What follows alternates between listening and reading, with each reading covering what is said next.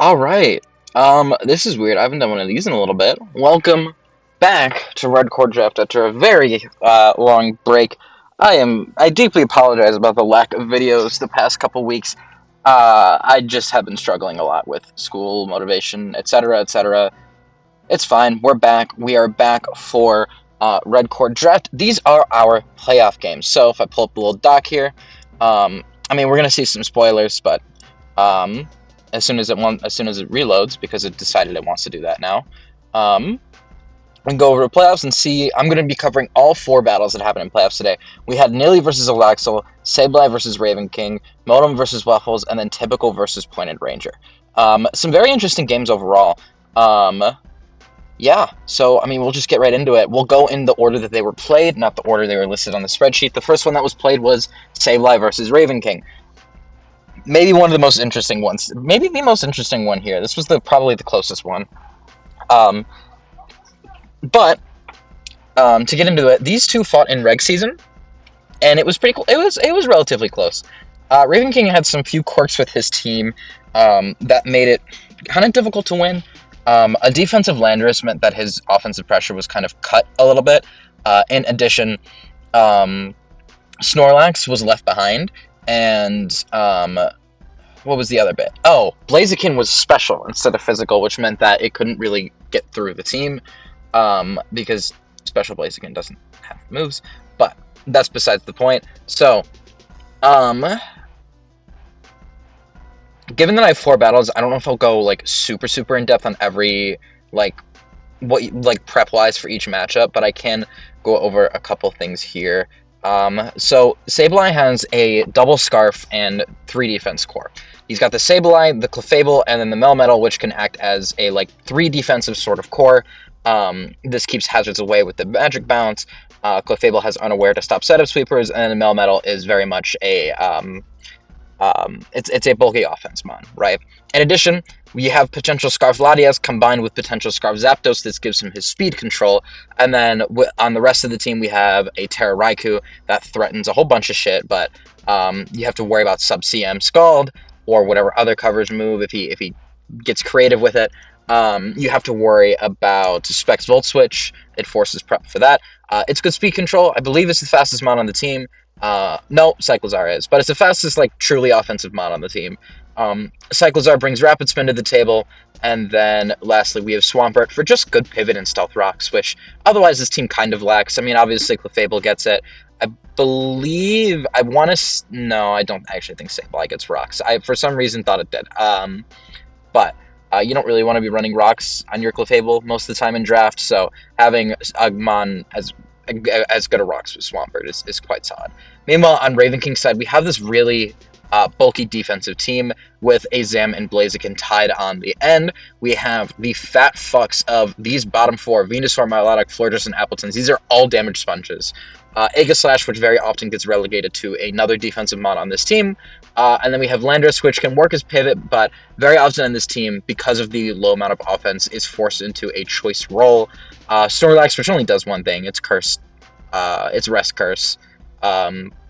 And then finally, we have our set of sweepers. We have Blaziken and we have Zam in the back. So, we see in the battle here, Raven King brings the Alakazam. This is likely going to be Magic Guard Sash, letting this come in and effectively letting you trade out whenever a mon gets super out of hand. It's not going to be 100%, but it is going to work a good chunk of the time. The one thing to know about Zam in this matchup, though, is something like Assault Vest Melmetal is going to be able to shut that down quite easily unless it lands a Focus Blast, but that means you have to rely on Focus Blast. So, one thing to worry about. Second, we see Terra Flying Lando instead of what was previously brought the last time these two played, which was Terra Water. This, I'm going to come out and say it, this just means it's offensive, right? If you're a Terra Landorus, you're really only running Flying if you're packing Terra Blast, because there's really not a reason to shed your ground flying typing for pure flying. At least most of the time, you could totally think of some scenarios where that is okay. I'm sure there's plenty, but I think a majority of the time, and I think in this matchup as well, keeping your ground and flying typing is going to be the best option, because are we really that scared of Swampert that we want to shed our ground typing to be pure flying, and it gets Ice Beam anyway, so who cares? Um, so this just goes out and says it's probably choiced in some way, either Scarf or Banded. Um, while Scarf can be good here, once again, Sableye very often runs this double Scarf core, which is the Scarf Latias with the Scarf Zapdos. Spoilers, only one of them is actually Scarfed here. I believe Zapdos is still Scarfed. We'll see that later, but he has 2 Scarf Merchant Mons, so there's really not a ton of reason for Raven King to Scarf up. It's actually probably better for him, given how much faster Sableye's team is than Raven King's. It's probably better just for him to go like fully bulk Banded if he is going to run Choiced, which I don't know if he went full bulk, but I do know that he ended up going Banded, which we'll see later. We have this really interesting Tera Fire Snorlax. Now, we all know what the Snorlax is going to do. We've seen it happen before. Curse, Rest, Sleep Talk, 4th move, right? 9 times out of 10 it's going to be Body Slam. It's not going to be that here. We know this. It could be Body Slam and then just be Rest Chesto and then another coverage move to shed the Sleep Talk, giving us a second coverage move. But we know it's not solo Body Slam because Sableye has a Mega Sableye. And Raven King is smart enough to know, yeah, you can't fucking bring a Mon with only Body Slam into a team that has a Mega Sableye, especially when the guy is fucking named after Sableye. Like, let's be so honest, he's bringing them on, right? So, we don't even have to think about that. And Tera Fire, I think, is really interesting here because it gives you 2 reasons to run this. First of all, Tera Fire is very solid in this team overall. If we look at all of the Mons here, Tera Fire actually beats a majority of them. Cyclozar doesn't do enough damage for you to worry about it, so you can, if you are solo Tera Blast Fire or maybe your Tera Fire Heat Crash, it beats that. It beats Raikou, it beats Zapdos, it probably beats Latias depending on the spread. If it's like Specs Draco, you're probably going to have a tougher time. You're beating Clefable most of the time. You're definitely beating Melmetal, which would be the big problem otherwise. The only thing you really worry about here is, Latias. Like I mentioned, if it's like a Specs Draco, that could be really worrying. But Swampert. So, now the objective becomes, well, you want to get rid of the Swampert. If you're going to go for this Snorlax endgame, you want to get rid of the Swampert. Thankfully, Raven King has an assortment of ways to do that.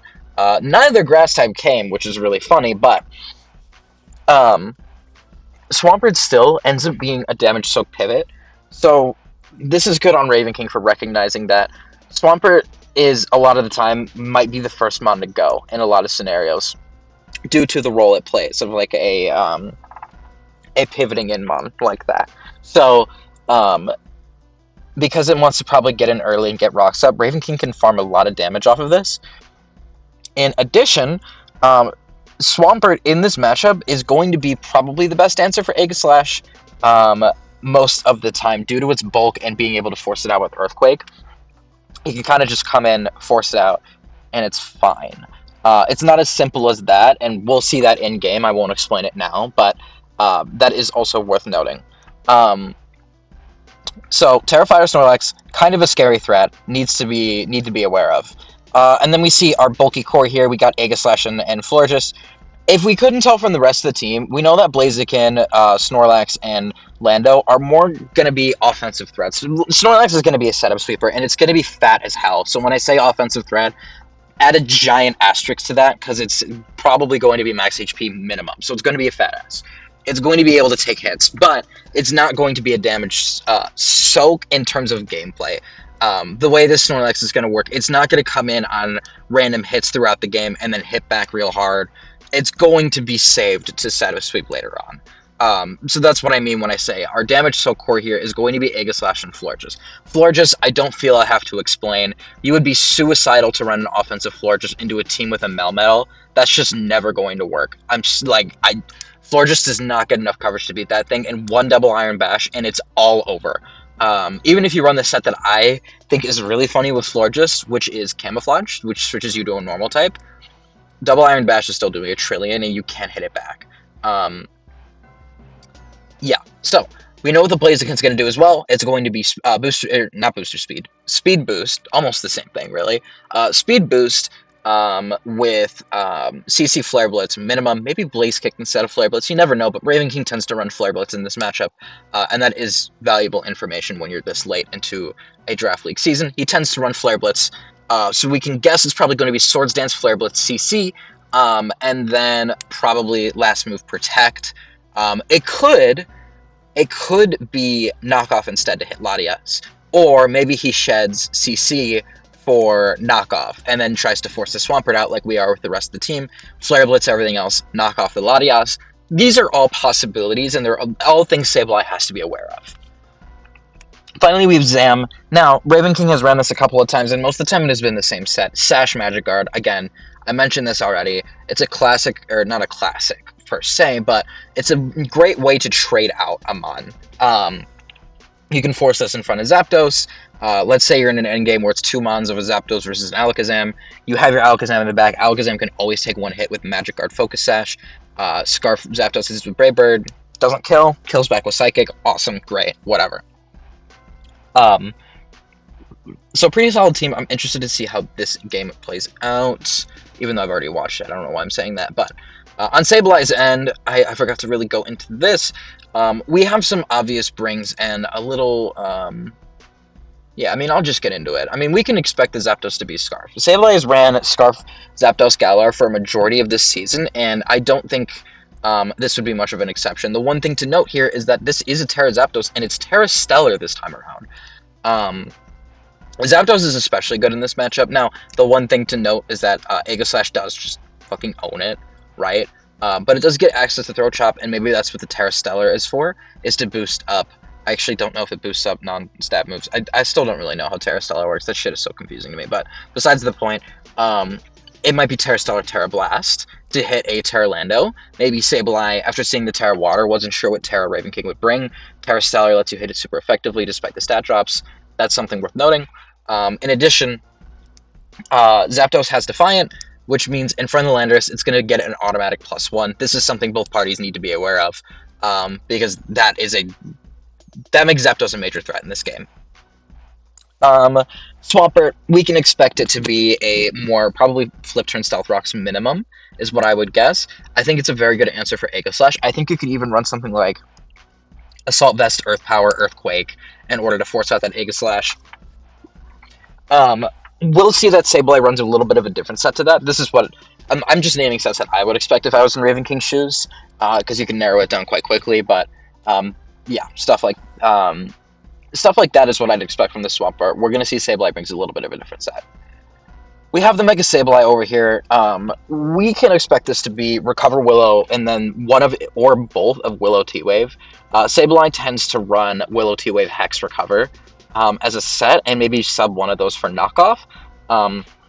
That dual status just gives you a lot of flexibility, and even before you turn into Mega, you have Prankster, which in this matchup could be really strong. You could Prankster Willow the Landorus, you could Prankster T-Wave the Blaziken, you could even Prankster T-Wave the Zam if you get the opportunity to.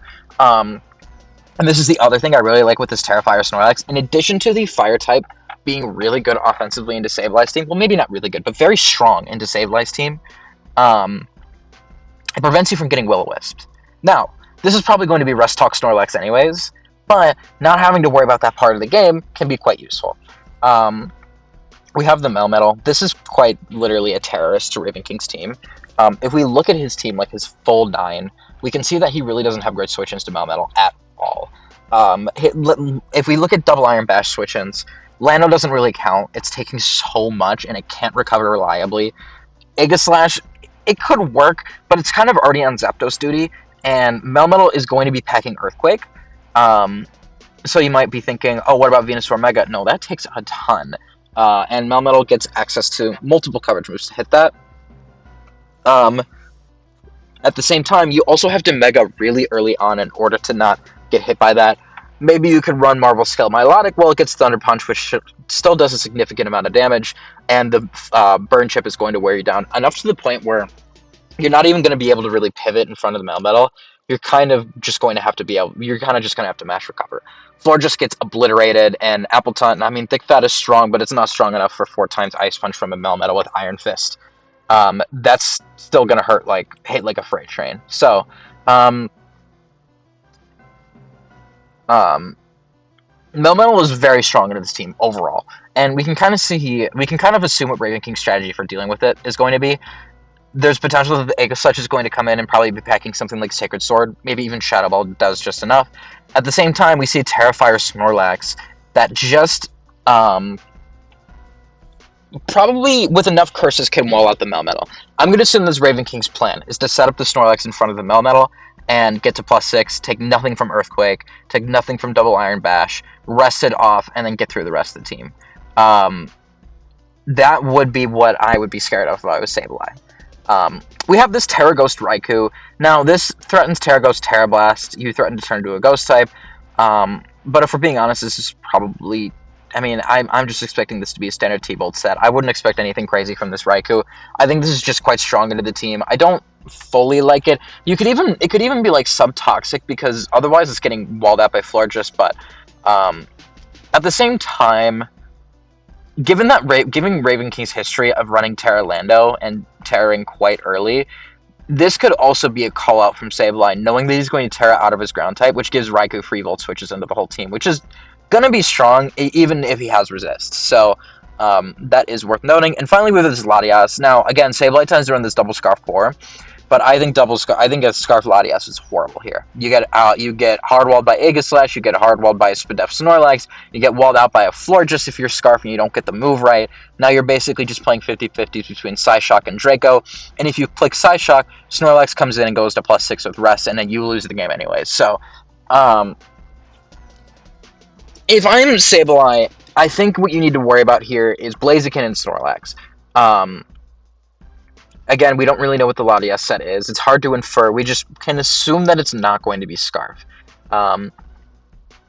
My guess, it could be Bulky Healing Witch with Recover, because it's a good mon to deal with Blaziken, since it's one of the very few mons that fully resist both dual stabs, which are quite strong otherwise. But yeah, if I'm Sableye, what I'm worried about is Blaziken, and I'm worried about Snorlax. I'm not particularly worried about the Landorus. I think you have plenty of options as soon as you figure out what it's choiced into.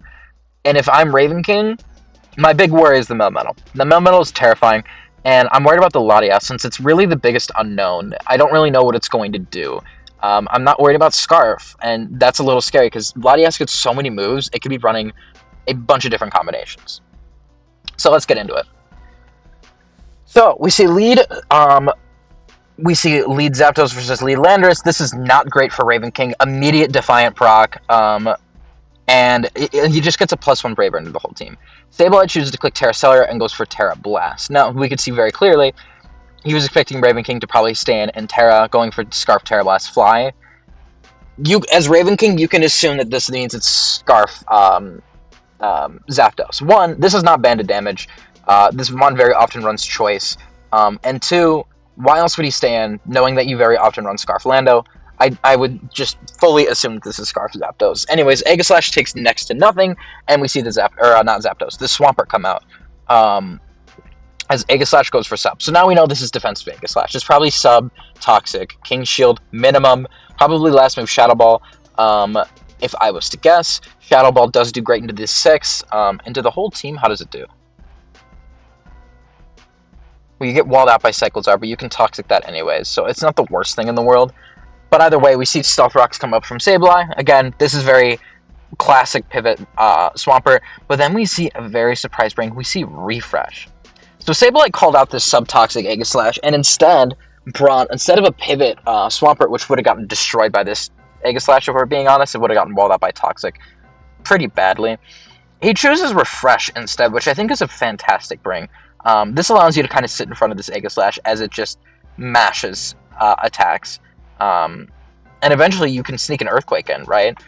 So this is going to go on for a little bit. And we do see a reveal here, is that it is Shadow Ball last. Again, Shadow Ball very strong to this team. We see that this Swampert likely has a little bit of Spadef given that damage, but also that's definitely not invested from Aegislash. So I'm not really sure. I haven't fought enough Aegislashes to know its damage off the top of my head, but we're going to see Raven King gets a little tired of this and just decides to send the Landorus, which I think is super fair.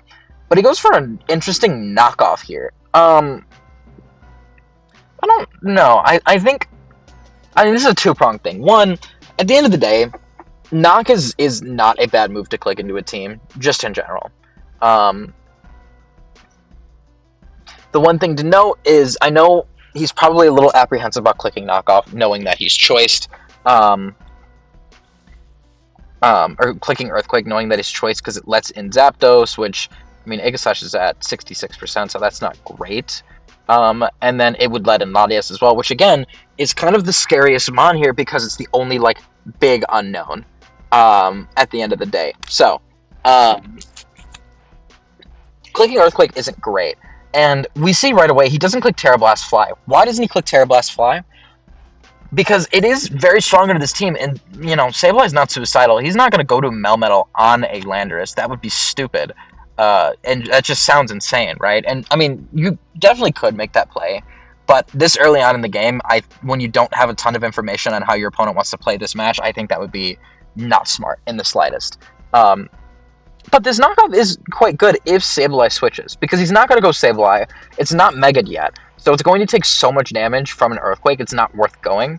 And knockoff on a Zapdos, if he is reading an Earthquake, knockoff on Latias, knockoff on Zapdos are both really good. A knockoff on Latias, it's super effective, you get rid of its item, and then you get to see its item. And when you see its item, this gives you a good idea of what its set is. If you knock it off, and it does end up being Scarf, well, now you know it's 4 attacks, or maybe 3 attack Healing Wish.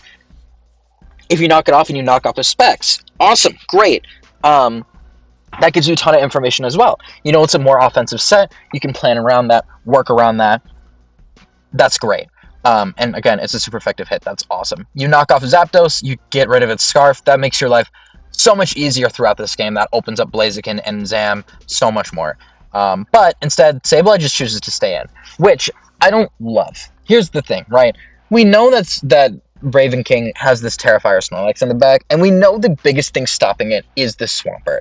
The fact that it can just mash Earthquake and deal a shit ton of damage is very scary off the Terrifier. If Sableye forces the Terrifier and gets the Snorlax in, there's a chance, a small chance he could stop it, which isn't great. So staying in with Swampert here, while it's good to catch this knockoff, it still sucks to take this damage. And again, it is a crit, but losing your leftovers as well means you can't get health otherwise, which also means you likely are just going to lose out to this Aegislash Slash the next time it comes in, since all it has to do is really just click Shadow Ball once. Anyways, Sableye clicks Psyshock, and we see right away, we see probably what is to be expected is a more Phys-Def oriented Florges. I don't think he really needs Fidef in this matchup. I think if Latias is going to click a special move, it's going to be Draco, which you're immune. If it's going to click a move, otherwise it'd be Psyshock, which, I mean, we know how that goes. Otherwise, if we look at Sableye's team, the only other special mons are Raikou and Clefable, or notable special mons, I should say. I mean, Sableye could be Hex, but I wouldn't be super worried about that if you're a Florges with your monstrous Fidef stat.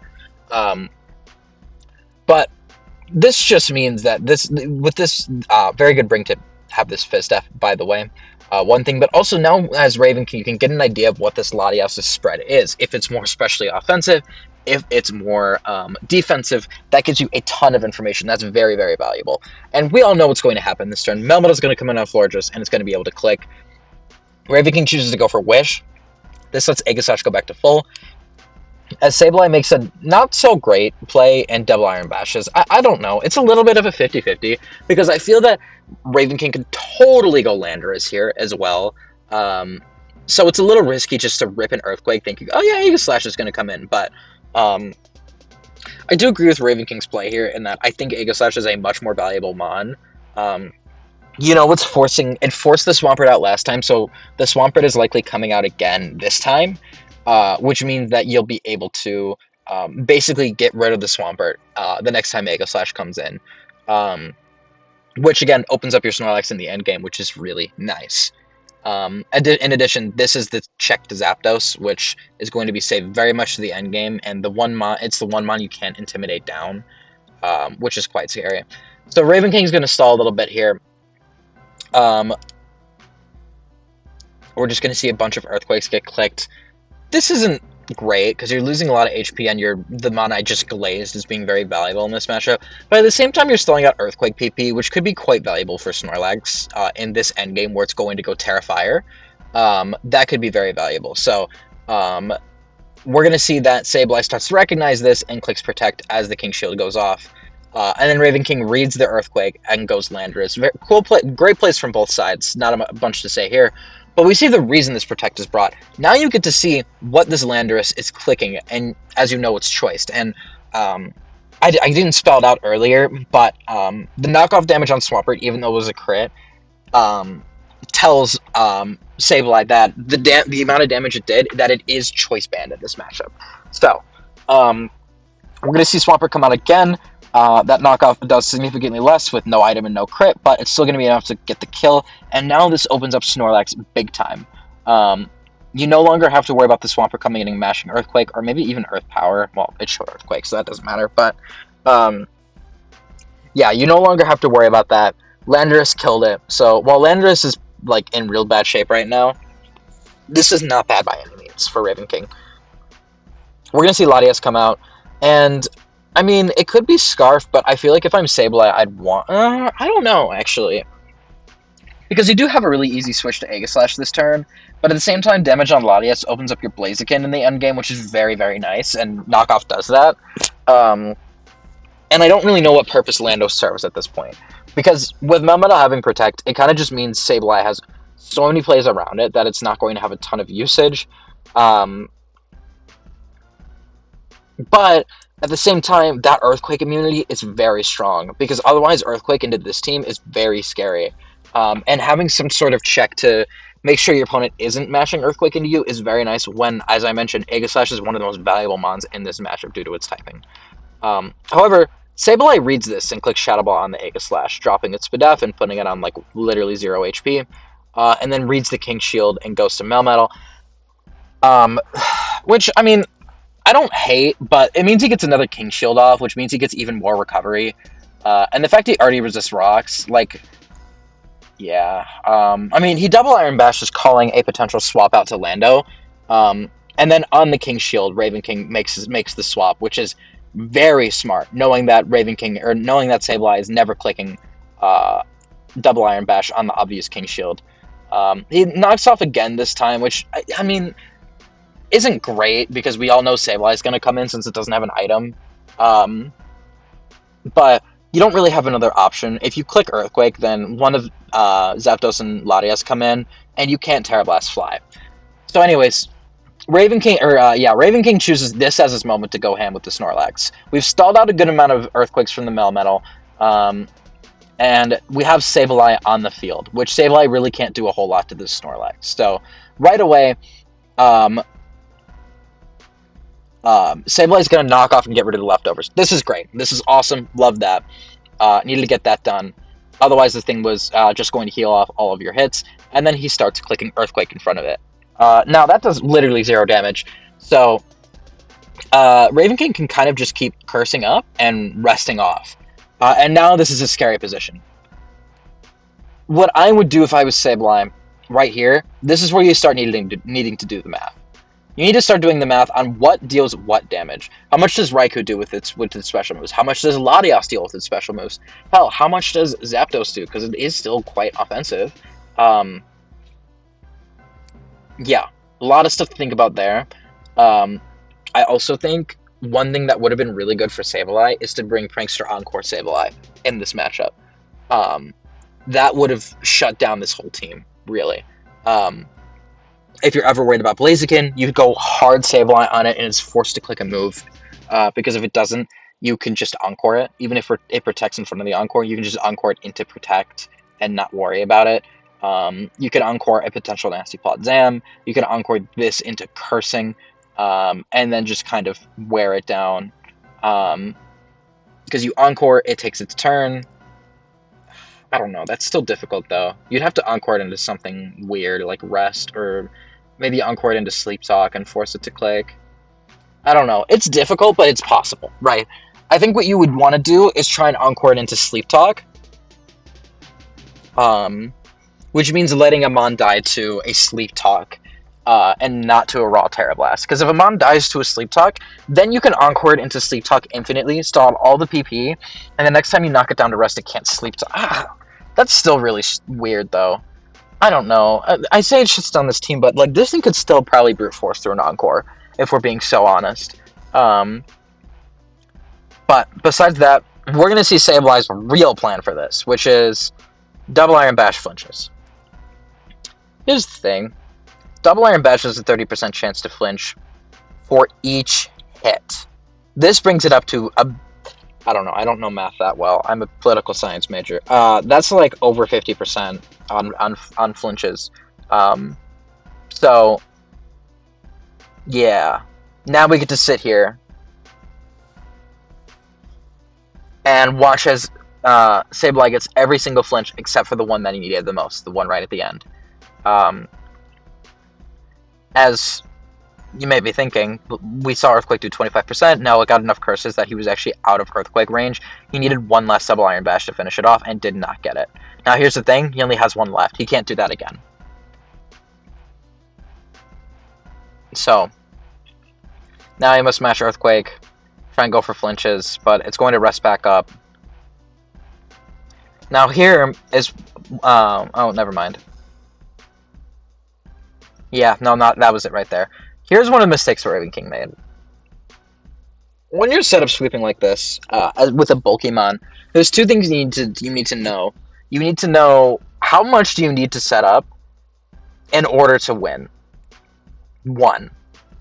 Two, how much can you get away with before getting crit? Here's the thing, this Malato's clicking Thunder Punch now. Fucking Thunder Punch, right? It no longer has a move to hit this Snorlax. It ran out of Earthquakes, it ran out of Double Iron Bashes. Like, literally. It ran out. It doesn't have any more. So Raven King now has the opportunity here, because Sableye is scared and doesn't want to switch off a potential Terra Blast. He has the opportunity to go to +6.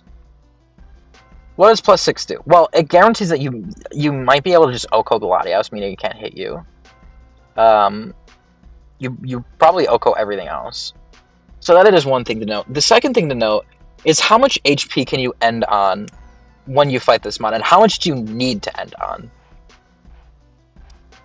The thing is, Raven King ran this set, but this set is not Spadef. It is max HP, max defense. It is not Spadef, meaning you're still quite weak. Well, not weak, but you're more weak than you would be on average on a Snorlax set like this, because most Snorlax sets like this tend to run max HP, max Spadef, and then just rely on Curse to go to +6 and your defensive stat, due to how fucking fat this thing is.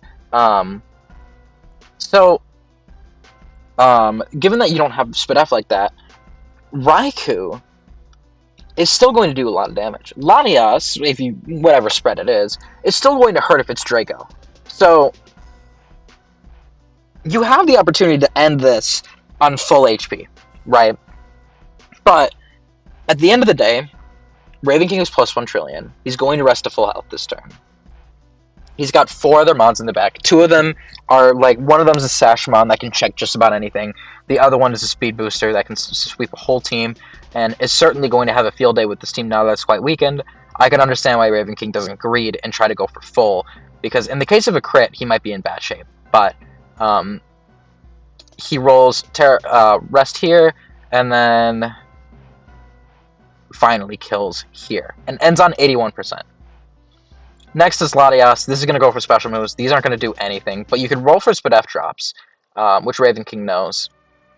So he's going to try and kill us as fast as possible. We go for Side Shock here, which I disagree with. I think you should just go for your guaranteed damage, since Raikou can... I don't know. And then here we see T-Bolt into Para, into Terra Blast, Sash, did 28%, and then he gets the roll on the 29%. This is what I mean for how much you need to greed. And Sableye says GG's, which, don't say it until your mom dies. Rule of thumb, but, you know, it's fine. A lot of us thought it was over. This Sash saved Sableye's life, plain and simple. And I think Raven King could have prevented this, and what happens next. Yeah.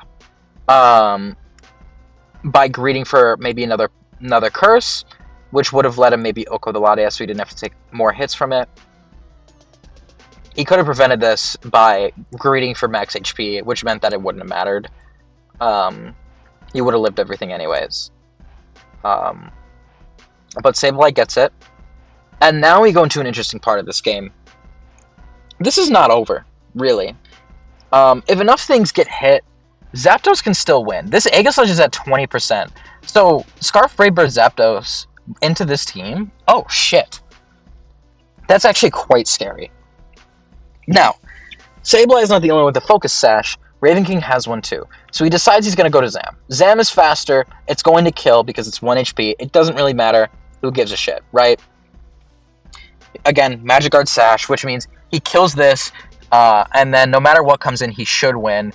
If Zapdos comes in, you have to switch. You should go Aegislash and sack it off, because Zapdos can U-turn.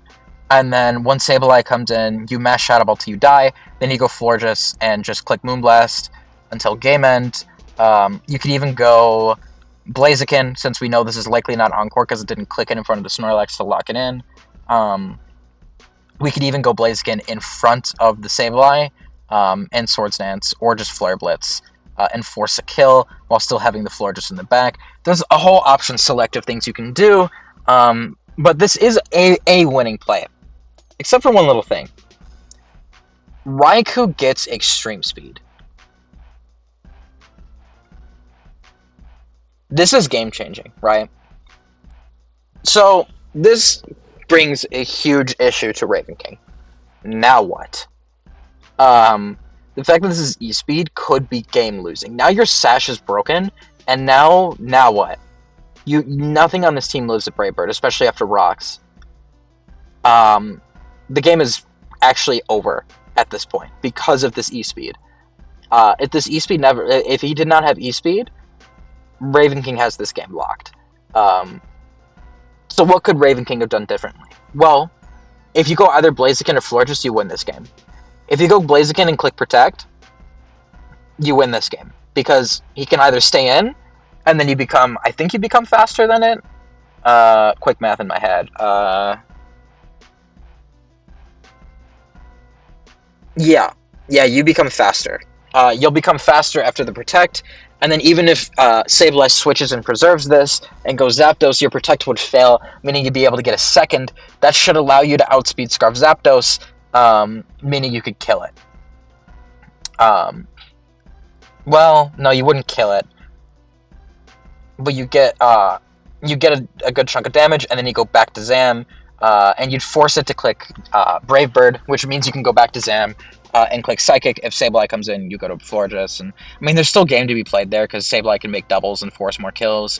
So maybe Blaziken isn't the winning play because that opens up more game to be played. That means then we know what the winning play is. Let's go Florges. You go Florges and you click Moonblast. Nothing switches into this Moonblast. Plain and simple. If Zapdos comes in, it might just live, but then you sack Aegislash and you put the Zam back on the field. And even if Sableye comes out, I mean, then you can go Blaziken, you can go Florges. There's more game to be played there, but this puts Raven King in such a winning position that he probably just wins. That Raven King probably just wins. Instead, the Zam comes out and E-Speed comes out. And now we have problems. Actually, the Zam can just click D-Gleam into the whole team. I'm wrong. It doesn't have to click Psychic at all. If this takes damage from Florges, the game ends. So, I'm wrong. He would have just won. I forgot about that part. That slipped my mind that it gets D-Gleam somehow, even though it's very common for it to run. We see Zapdos come in. And at this point, Sableye has free Brave Birds into the entire team. Raven King's going to sack Aegislash, which is the correct play. And then we see that it's actually Drill Peck, not Brave Bird. Okay, that means Florges lives. It's max defense. It can live one. Except Moonblast doesn't kill back, because it's not Spatak invested. And this Zapdos, because it's Scarf, and because Raven King's team is quite slow, can spec into a lot of HP, which is what Sableye did. Now the game is over. There's nothing you can do at this point. Everything has to die to Drill Peck. The thing is, Raven King had Synthesis on this Florges. He could have just clicked Synth and won anyways, and it wouldn't have mattered. But he didn't, because he thought the Moonblast killed. Going to Zam, going to Florges, or not going to Florges, but going to Zam instead of Florges, not greeting on Snorlax, and finally this Synthesis was the nail in the coffin, and that's going to be the game. There's nothing more he can do. Well, there is one thing. Now that this is hit, if he gets the double protect with Blaziken, he can win. I don't really count that as a lot of a win con because I don't like having to worry about RNG for that win. But given that this is quite a bulk, like this Zapdos has some bulk, it's likely not full speed, but he doesn't get the double protect. So game is over anyways. And Sableye manages to clutch that game out. Very, very close game. Yeah. Not a lot more to say about that. Very well played from both parties. A couple misplays from Raven King, and that's going to seal his season. It was great having him. I love it when rookies join and put up good performances like this. It's very cool to see. It was a great season having you, even though your team is quite weird. So yeah, that's going to be it. Sableye's going to move on. And yeah, we'll just go right to the next battle, which was played between Typical, Aimpoint, and Ranger. Now, I need to say this because I don't know. I don't want to come across as harsh in any way, but I know there were out-of-game circumstances happening during this game. I just want to say in these videos, whenever I critique someone's gameplay, there is nothing personal behind it. I'm not trying to, I'm not trying to dog on anyone or anything. When I go, that was a terrible play, I don't mean it personally. I'm doing this from a place of I have fun analyzing these games. I know people have fun watching these videos, and I do think it is. At the end of the day, I'm trying to be constructive. No one is, yeah. But with that out of the way, let's get into this. Now, Typical versus Point and Ranger. Another weird matchup. Point and Ranger has a team of screens plus a shit ton of setup sweepers. And then you have extreme hazard control with Iron Shreds. You can even run Spin Starmie if you're feeling it. You have Zoroark Hisui to play mind games. And then Aerodactyl Mega, a very scary setup sweeper in the back. It doesn't even have to be a setup sweeper. It could just be full coverage with Tough Claws and Stone Edge and 6-0 a team anyways. On the other side, we have Typical's balanced team. We have the defensive Ferrothorn, which can kind of hold a whole team down if needed, depending on the matchup, because a lot of mons do get fire coverage. We have the second damage sponge of Weezing Galar. In addition, this gets a bunch of fuckery, which is the best way to describe that. It gets Levitate to be immune to ground, neutralizing Big Gas to get rid of abilities, Will-O-Wisp, Defog, and then a bunch of other stuff on top of that. You could even run Toxic. You could even run Misty Terrain and Dragon-type matchups if you're really scared about dragons. A whole bunch of shit you can run with Weezing. But it is a damage sponge. Pain Split's the other one. That's very important. This thing is only healing as Pain Split, and as a damage sponge, that is very important, so it very often runs that. Sorry, I'm getting, I don't know what's going on. We have two offensive main pieces. We got Kyurem and Landorus. Now, these combo very well with Slowking, which is a great Spit F wall and a great pivot with Regenerator. We all know what Slowking does. Comes in with Regenerator, eats, Chilly Reception's out, you get in your offensive mon and you kill, right? Oh, the other offensive piece. There's a Mega Medicham hiding down here. That's also worth noting.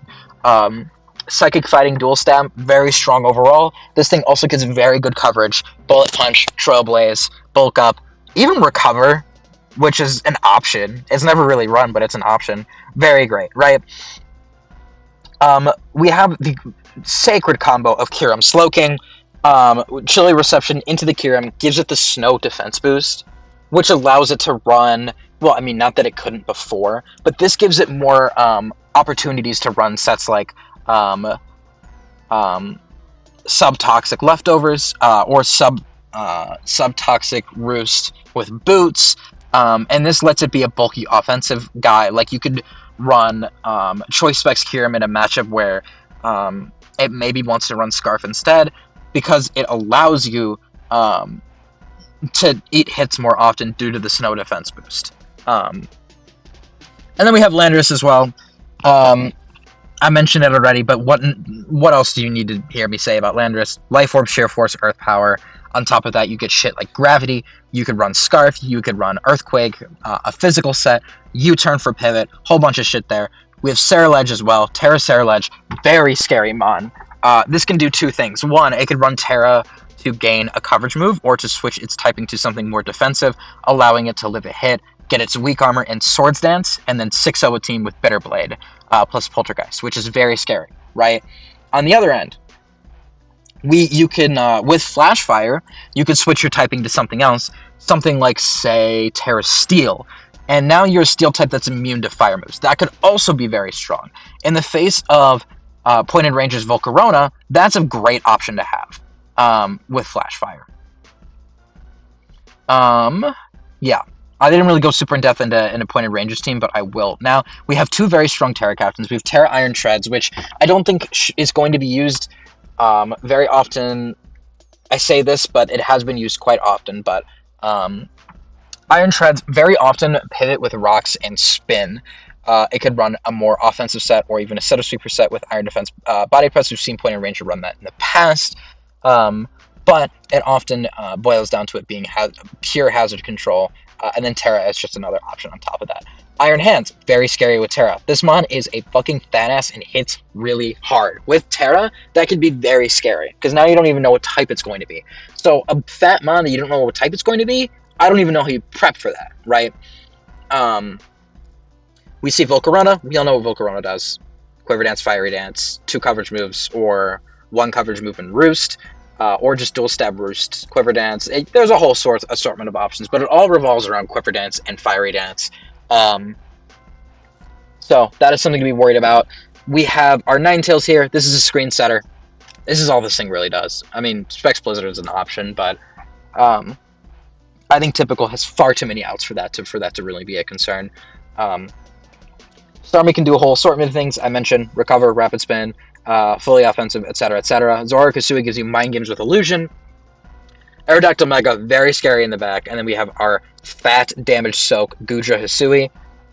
This thing gets infinite coverage. It's a fucking fat ass. And then Cryogonal's also there. So yeah, here's our battle. Now, matchup wise. Who should I start with here?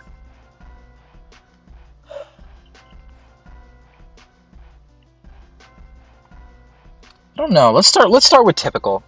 Typical here has Mega Metacham, very scary mon. Pointer Ranger doesn't have great options for this, but it's not like they're gone. Iron Hands is always going to live 1 if it Terras. Otherwise, I think it probably just gets murked by his Zen Headbutt.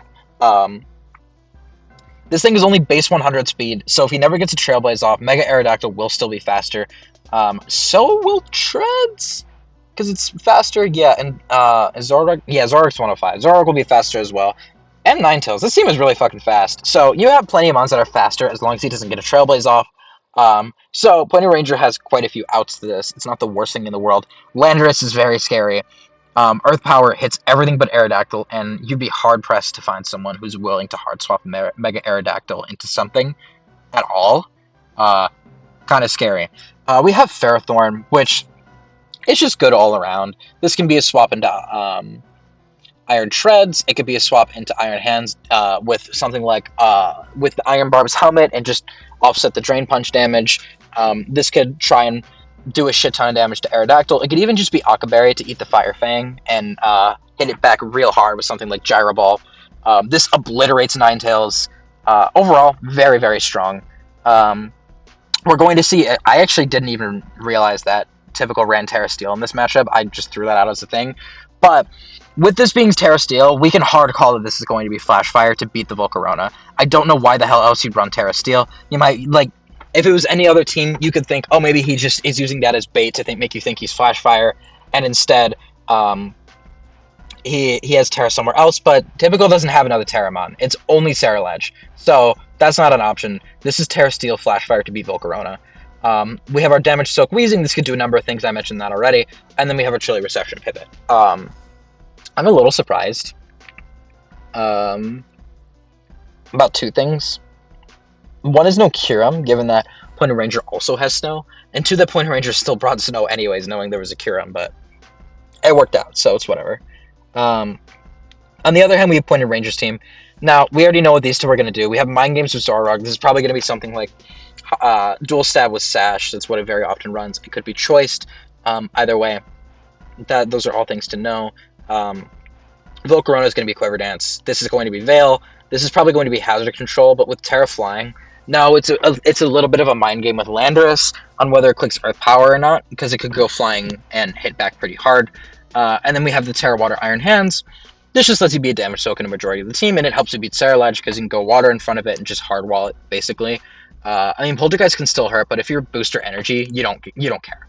And then finally, we have our Mega Aerodactyl, which we all know what it's going to do. It's super offensive. It could be D-Dance, it could be Home Claws, it could just be full coverage.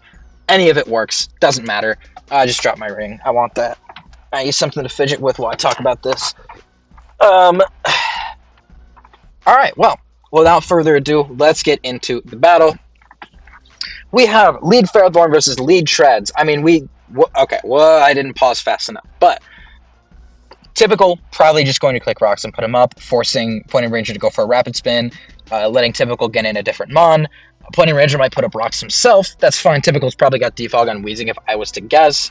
If not, rocks aren't like the craziest thing into his team. Once Saralech Terras, he's not really worried about it. But instead we see this go for Flamethrower. And no, Iron Tress does not get Flamethrower. This is a Zoroark.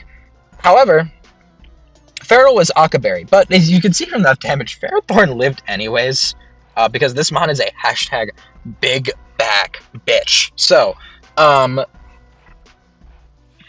going to see the Ferrothorn saved by the Akaberry. Typical's going to put rocks up, very expected, and then he's going to go hard Saralech, knowing what this thing is, and he's going to go Steel, which means he can eat the Shadow Ball. It does, like, literally 0, and then he's going to be able to Bitter Blade, take all this thing's HP and put it down to Sash, which means it's dead on arrival to rocks anyways. It's going to Pain Split, which is a very cool move to bring, but he gets crit. So, actually, the crit didn't fucking matter. I don't know what I'm saying. It did 99 the last one. So, he gets to steal some HP off the top, but not enough to save it. And then our friend Iron Treads come out. Now, given that this is Steel, now Pointing Ranger has free Rapid Spin. He can get rid of these hazards. He's got Earthquake into this whole team. Very, very strong overall. And we also see Booster Speed, which is interesting, but it means it can't get hit by Poltergeist. Doesn't really matter. I mean, he's going to click Bitter Blade anyways, but we see Slowking come out. This tells me it's probably a more Fizdef-oriented Slowking in order to come in on this Iron Treads.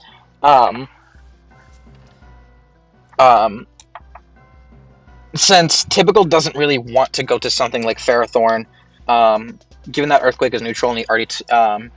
and he probably doesn't want to play the 50-50 with Zoroark, at least in prep. He doesn't really want to go Lando, because the thing isn't going to have the most bulk, since he's probably going to be mostly invested in offense and speed. So he doesn't really want to go to that, and besides that, Iron Treads gets access to Ice Spinner, so that's something that's a worry. And given that it gets Steel-type coverage, he doesn't really want to go Weezing either, so this more Fizdef-oriented Slowking is quite a nice bring. We're going to see Scald come out, and we're going to see Ninetales come out with its very vulgar name. It's not Boots, which means it's like Clay. Those are the only two items Ninetales ever runs. And we're going to see Scald do 32, so... now Typical gets chilly, because we all know this is clicking Veil. We don't even have to think about it. And we're going to see Saralech come out, which this hardwalls Ninetales. Steel-type's hardwall Ninetales. It gets Moonblast, Flash Cannon, and Blizzard, and Freeze Tries, and Steel type to beat all of that, so you don't really have to care. We see the cringiest nickname on planet Earth come out, after Ninetales dies to Bitter Blade, and yeah, this Saralech was just really solid into this team. Like, Shreds is faster and can Earthquake, but given the Fizdef Slowking and the damage it took, like, actually it didn't get a hit off, but I'm gonna assume it's Fizdef Slowking, given that it came in hard on Shreds. Like, this is going to be very hard for Pointing Ranger to win, because I don't know what you do about this Saralech. This clearly has Earthquake, so we're going to see Weezing come out, which is Levitate. We know it's Levitate because the other two abilities that Weezing has make themselves known upon entry. So we see the Earthquake. And now this thing is taking rocks, and now it has to switch as well, because you don't get a way to hit this. We're going to see Volcarona come out. Really cool play, because you know it's probably going for Will-O-Wisp. I like that a lot. However, you just let in Saralech again. Because what does this thing do to Saralech? You know it's Flash Fire. Typical Bitter Blades once to get some health back. This will let him beat it in the long run. Pointing Ranger's best move to hit this is Giga Drain, which is not good. And Typical clicks Destiny Bond.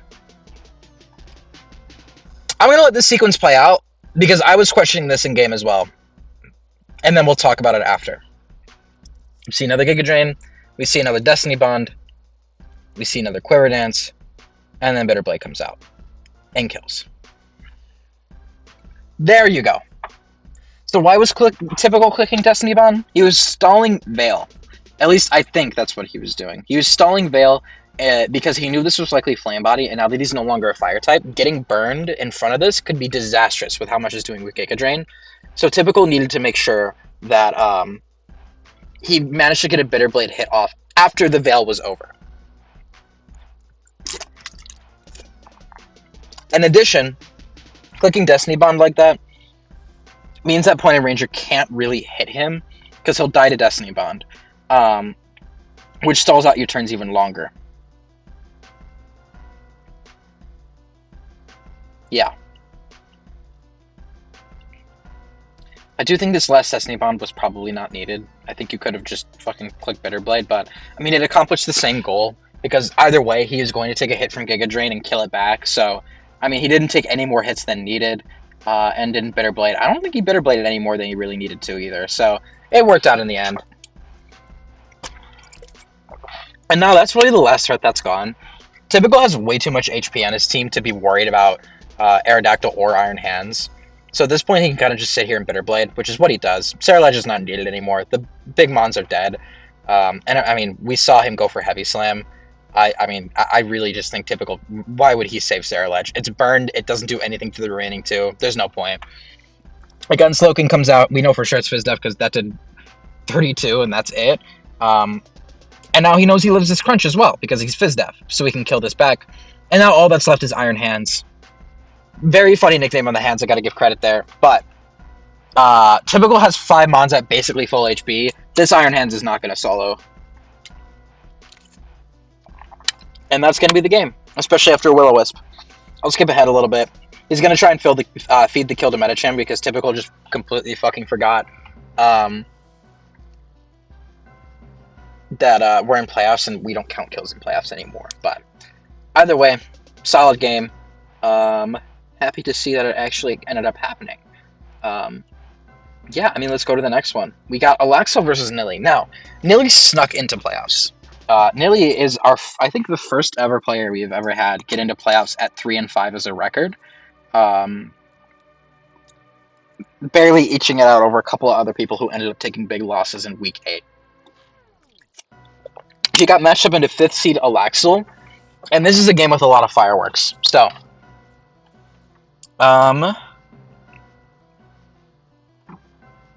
let's see our two teams here. So Alaxel's team for the longest time has been sort of a blind spot to me. I haven't really helped anyone prep versus it. I haven't helped Alaxel prep versus it, and I have Hoopa Unbound is probably the mon I have the least amount of experience with, just overall, or at least like notable mon that I have experience with. So it's very hard for me to judge what its power level is. I know it has ridiculous stats. I know its speed isn't great. I know its typing is pretty shit defensively.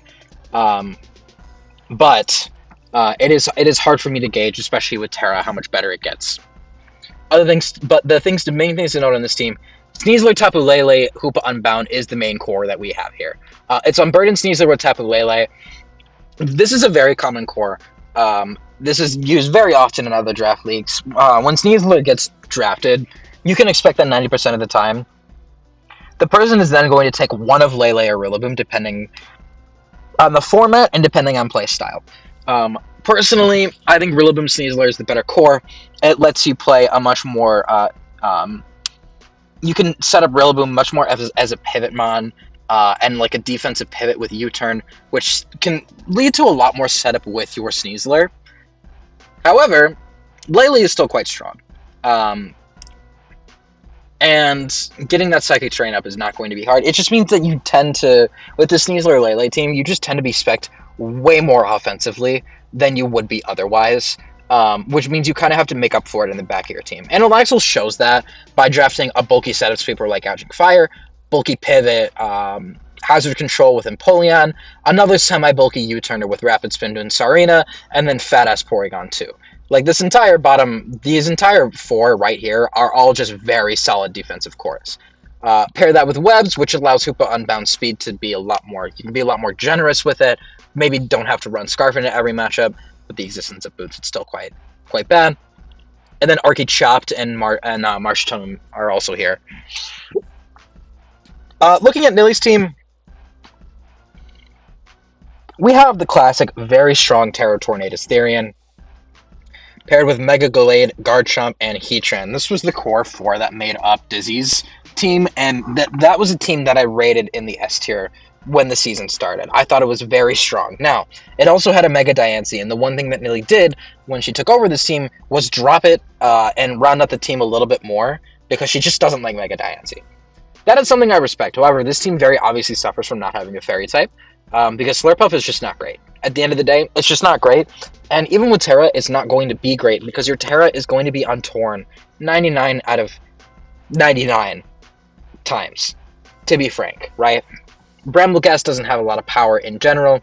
Rotom-Wash is still solid pivot, and Makalola is going to be the great damage Soki always is, so this is still a fine team, but missing the Fairy type is a little not great. Now, given how offensive this team is with Mega Gallade and Torn T, well, I say that, but Mega Gallade is really the only mon on here. Yeah, Mega Gallade is the only mon on here that is going to be offensive every single time.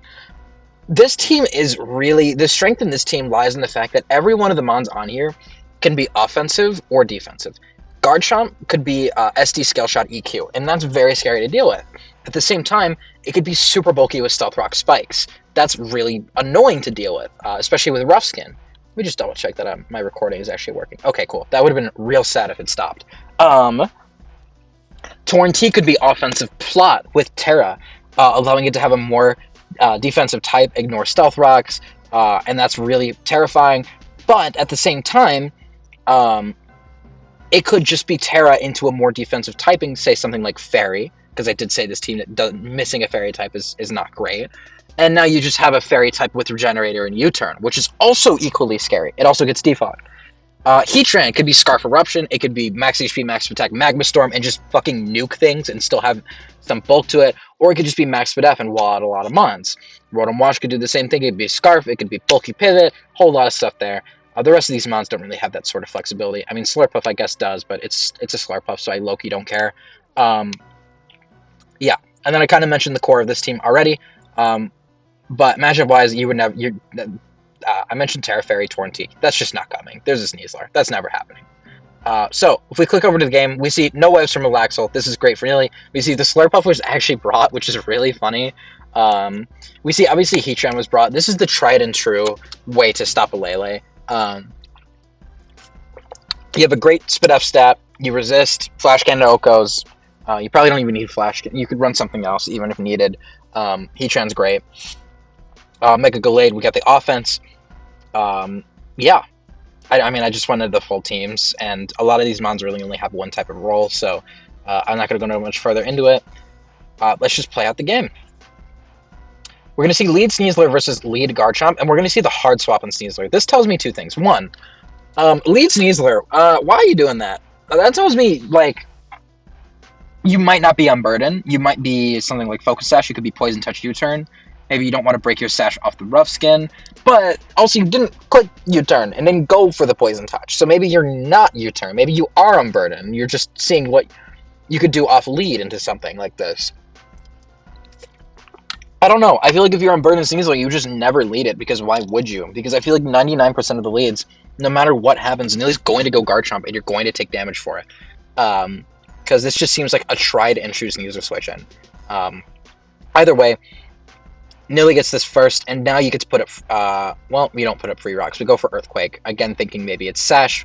Yeah. I mean, the other thing is, like, when I do...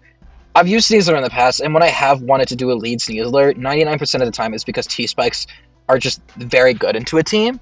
And T-Spikes are terrible into this team, because it's Nilly and she has a Muck. And we all know Nilly's going to bring the Muck, and it's going to be some fucked up set. So, I don't know. I'm very confused about that lead on Sneasler. And then Nilly clicks Earthquake thinking maybe it stays in, but it ends up not. So we just get literally negligible damage. I'm having a stroke on this Porygon too. Other thing to note, holy shit is Trace good into this team. You trace Rough Skin, you can trace Regenerator. I mean, these two don't really. Well, you could trace Poison Touch. That could be pretty funny. It actually doesn't really matter. You don't get contact moves. But you could. This is the big one. Trace Flash Fire from Heatran. What the fuck? And now you like almost hardball this. Um, so that's quite strong. But anyways, Nilly's gonna go Muck on this. I mean, this makes sense. This thing has a really giant spit F stat. Knockoff is always going to be good to the rest of the team, and you have Poison Touch.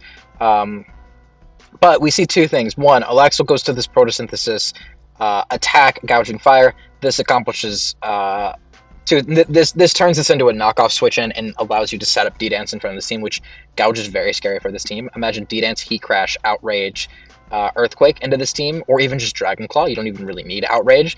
That is extremely scary for Nilly to deal with. It kind of just hits everything. And then Booster Attack, again, you get rid of your item, and this turns you into knockoff switching. Now, Nilly still gets Poison Touch, so that could be worrying. But Nilly doesn't click knockoff, instead she clicks Taunt, which is very interesting. Now, this does two things. One, it stops Teleport and Recover on Porygon 2.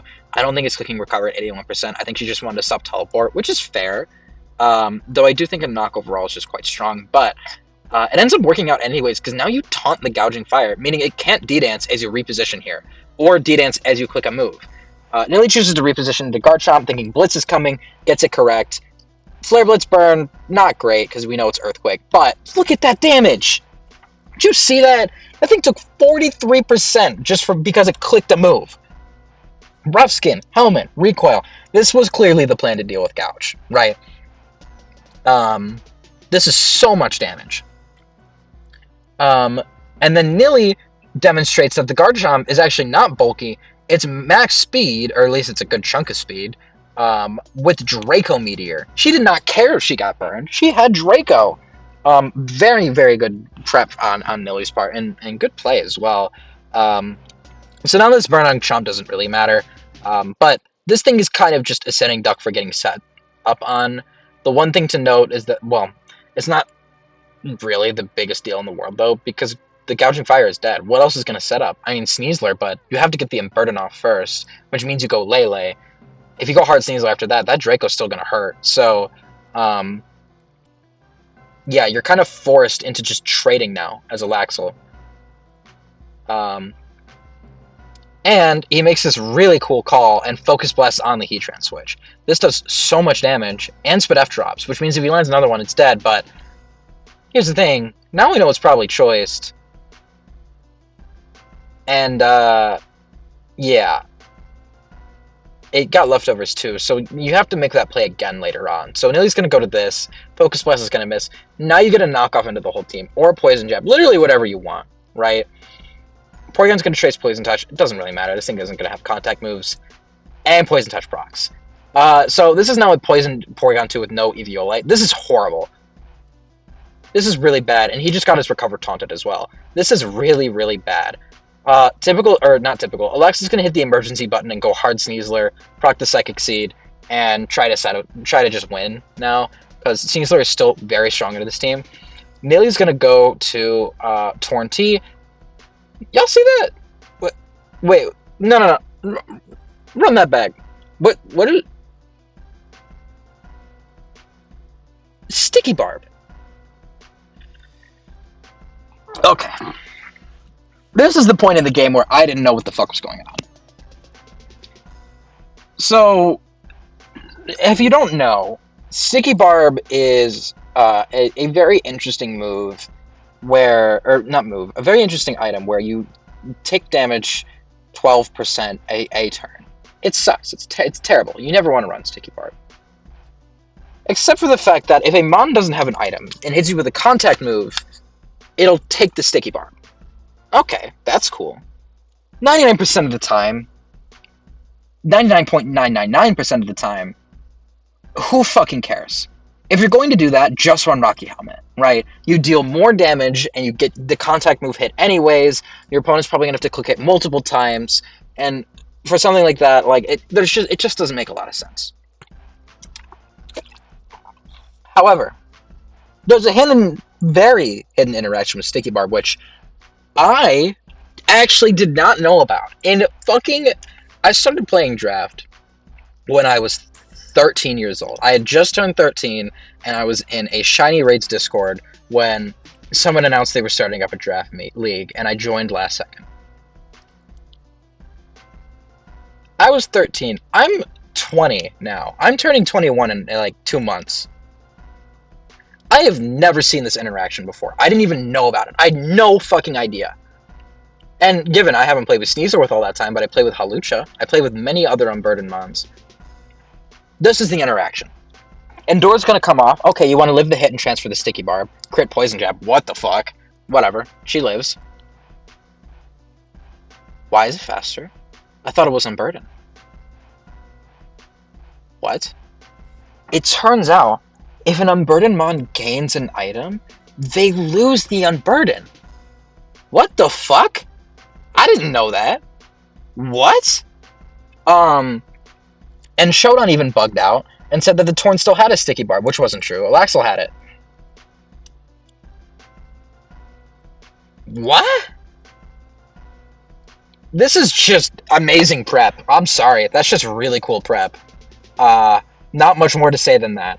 Lele's going to come out. We're going to go Muck because we don't want to risk the Heatran. Alaxel calls it with Moonblast, which is his best move to hit it. Very cool. Still can't do it. Nilly's going to complain about RNG despite being in a very winning position, which I think is quite funny. But we're going to see Taunt. We're going to see Flip Turn. Very obvious. She's just trying to prevent Roost. Hoopa's going to come out. But at this point, like, what the fuck do you do as Alaxel? Where's your setup sweep? And now this has to take another hit because you have no way to kill this fuck-ass sludge monster. It finally dies. And it's... But y'all, did you guys see that? Oh. This is the one issue. Here is Magician, as you know, is an ability that when you hit a Pokemon and you don't have an item yourself, you'll steal their item. I don't remember if it's a chance to or if it's guaranteed, but he Focus Blasts, nearly knocks off his Choice Scarf. Well, it's fine. He's still faster. And then he steals the Black Sludge.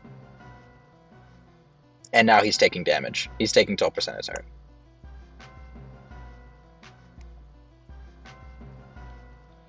This is the worst. Like, Alaxel's gotta be having, like, the worst day. Like, what do you even do at that point? I mean, we still have a Scarf Lele, but at this point, Nilly can, Nilly just doesn't care. Yeah, I mean, we know move it's clicking. Now she just gets to click Heavy Slam or Flash Cannon or whatever. Porygon's gonna come in. It doesn't matter. You're faster. Like, this is a game that is very much over. What an insane game. Just off that Sticky Barb. What the fuck, man?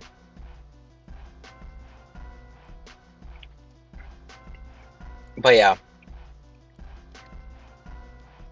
We're gonna see game end here. Slurpup's gonna get sacked and then Heatran will get the last one. What the... Dude. I've never... I swear to you, I've never once seen that Sticky Barb interaction. I've seen all sorts of ways to deal with Unburden. I've seen mons that just can outlive. I've seen, fat asses. I once lost a game because someone ran Redcord Toxapex into me in order to force out my Unburden Hawlucha, which meant his Scarfer was faster. That was really cool. Instead, we get this Sticky Barb nonsense. What the whatever. Very, very good game. Very well played from both. Well, I say that, but I don't know. That was a very strange game. But yeah, Nilly moves on. Finally, we have Monum versus Weffels. Oh, my biggest regret. So, I helped Monum kind of in passing. We didn't really have a lot of time to chat between his work hours and such, and having life, and me having classes and other things. Somehow, every time he was on lunch break, I was in a class, etc. Whatever. It doesn't matter. The main thing here, I want you to look at these two teams. We got one over here. That's showing up on OBS, right? Oh, y'all just cannot see that. Well, you can see the sprites. That's the best I'm going to do. I'm not changing my format. Look at these 6 mons, and then look at Ogerpon Hearthflame, and tell me what Mon is supposed to do. This mon is terrifying for him. So I came up with a plan. I said, okay, well, here's what you do. You got Flash Fire and Colossal. You can go Terra Grass. Great. You resist its stab. You resist its coverage. Ivy Cudgel's immune. I forgot about Moldbreaker. Yeah, I'm a little stupid. Uh, yeah, I mean, here. I'm not gonna go into too much prep because this pains me to think about, low key. And we're already way over time. We're at an hour and 15 minutes currently. Um, but I will go into the teams a little bit. You can only see the sprites of Monem's team. Um, but I mean, you can get the point. Otherwise, he's got this core here of Chien-Pao Spectrier. Here's the thing. I planned on Urshifu Spectrier because I thought that was the month that would make it to me. It ended up being Dragapult that made it to me, and I said out loud, if Dragapult was getting to me, I was dropping everything for it. It's Dragapult. Monem decided, that's a really cool plan. I want to do that. So he replaced Urshifu with Chien-Pao because I said that I wanted it. And obviously he couldn't get Dragapult, so he went with Spectrier instead. You know, Chien-Pao is better than Urshifu anyways, so it all worked out. And otherwise, he would have let me have Dragapult Chien-Pao, which, oh dear God. Because this team doesn't really have because now this was my plan with Urshifu Spectrier was to go Terra Noivern and Tapu Fini. Tapu Fini is a very awkward mon to draft a lot of the time because I feel majority of drafts and majority of good drafts are best built around a solid dragon type. I feel like most drafts need a dragon type. It's just how they function. How the fuck are you supposed to draft a dragon type if the main fairy type you're getting destroys dragon types? When Misty Terrain gets set up, it has the move of all dragon moves, regardless if an opponent is floating. Yeah, it won't get hit by it, but you have to bank on your opponent floating for that. So that doesn't really work. So because of that, it's really hard. My plan before Dragapult got to me was Urshifu Spectrier, put on Fini, and then you could basically use Spectrier and Urshifu as a replacement for a dragon type because of their immense power. And that allows you to draft Tapu Fini as your fairy type, and you can move on from there. And then I elected Terra Noivern in the back because that would allow me to run Terra Normal Boomburst, and I could use Noivern as not even really a dragon type, unless I needed it to be. In which case I can plan around that. Monem did a similar thing. He went for Terra Hydrapple, which isn't really a dragon type, but Terra Hydrapple is one of the best Terra Captains in the business. With its fat bulk, great coverage, and regenerator, you can really do a lot with it. On top of this, we have Scizor Mega, which can run Swords Dance as a sweeper with Bullet Punch, or it could run. It could be a Defog Slave, U-turn Roost Defog. Nidoqueen, also infinite coverage. Stealth Rocks, very strong. Sigilyph is there. So is Parasect, which just provides you Water Absorb. And then we have Colossal with Terra in the back as a backup to Hydrapple in case the matchup calls for it. Which, this one, I feel, did. Weathles' team is very scary. Initially, you have this very strong combo of Slowking Galar, Baxcalibur, and also Mega Mawile. Slowking Galar can run Trick Room, it can run Chilly Reception. This sets up Baxcalibur, this sets up Mega Mawile, this also sets up Ursaluna. All three of those, very good synergy between all three of those. All four of those, very good synergy. On top of this, you have the offensive might of Terra Thundurus and Terra Inteleon, which can scarf and own a matchup with speed. You have Ogerpon Hearthflame, which is going to hit everything like a freight train with its dual stab and infinite coverage. You have Fortress as a mon that can kind of just do your hazards for you. And then Linoon is there. So, to get into the battle, again, Terragon's Colossal was the plan. I forgot about fucking Moldbreaker. So, we're going to see how this goes. Weathles is going to lead Slowking. This is a very obvious lead. If he leads Nidoqueen, you have to find a switch, but otherwise, you can kind of just Chilly Reception in front of everything. Spectre isn't doing enough to kill you, nothing else threatens you, you can just Chilly Reception out. Except, Monem brought Trick Scarf, which was very cool, getting rid of his Shookberry as well, which means that, well, I guess that was the other reason he let it, was now you actually beat Nidoqueen due to that. But we're going to see the threat come out, which is Ogerpon. And Monem's going to choose to go to Scizor in order to not take a grass move, and then go Colossal to bait the fire move into him. Again, good idea, but Flash Fire doesn't work, and Monem doesn't recognize that. He's going to go grass, and Rock Slide misses, which is tough here. And then we see Weathles' trick here. which is that he's Blizzard because of the chilly reception. Add on another stack of synergy to this, is that now you can run Blizzard Inteleon, which is really cool. Full stop. But we're going to see the Slowking come out. It doesn't really care that it's Scarfed. It still can just chilly out pretty easily. Monum's going to go to Scizor. He knows he's not clicking a Raw Fire move, especially when Scarfed. But this just lets in Ogerpon again. And yeah, that Flash Fire doesn't work on that. Yeah, so Nidoqueen is the only other mon that can really live a hit. It gets to hit Slowking here, but now that Waffles is calling, he's going to call the Earth Power and go to Thundo, Psychic this. It doesn't have Ice Beam. Go to Colossal. Colossal's dead. I'm sorry I'm skipping through this, but I feel this is very trivial. Monum doesn't have answers for Ogerpon Hearthflame. And what is Spectrier supposed to do in the face of a bulky Ursaluna like this? Especially one that just read his Scizor coming in and clicked Fire Punch. Like, this is great prep on Waffles' part. I don't want to take away from him, but I'm over time, and there's really not a lot of interesting shit in this battle. Nidoqueen's going to come out, but, well, this is the only other interesting thing here. Maybe not the only other, but a very interesting thing here. He's got a fast-ass fucking Ursaluna. It catches this Scizor off guard, it's faster, and it kills with Earthquake. And then the same with this Nidoqueen. It's faster and kills with Earthquake. And now what? He's Protect with the Hydro Pump here.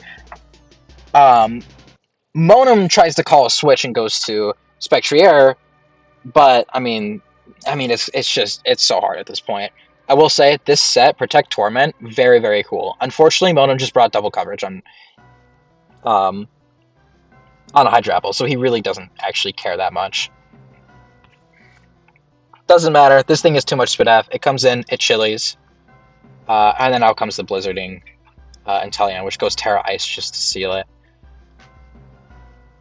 Now, what could have been different? If Colossal had Ability Shield, this game would have been like actually winnable for Monum, but it didn't. So Ogerpon kind of just got to chew through. I don't know. I feel bad because I did try to help Monum with this prep. I just completely slipped my mind about Mold Breaker. Yeah, I really don't know if there's much more to say about this battle. I will say, Waffles' prep, very, very cool. Terra Ice Blizzard, very cool. This entire Ursaluna set, very, very cool. I do have to give it up for that, but that's going to be Modem's season. Yeah, and that's round 1 of playoffs. How's this look on the OBS? Oh, you can't see the left side. Oh, that's so lame. What if I zoom in? What now? Oh, now you can sort of see it. Great. Does that give the whole screen? You can't see Pointed Ranger at the bottom. How's that?